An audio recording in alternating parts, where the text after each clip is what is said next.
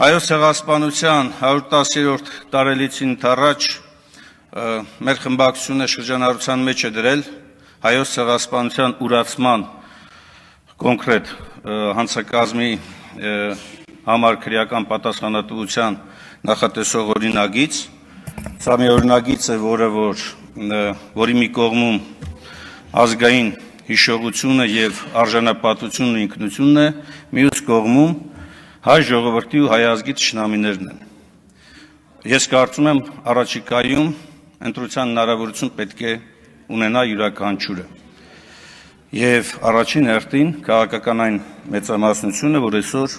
որոշումներ է կայացնում Հայաստանի Հանրապետության անունից։ Հուսամ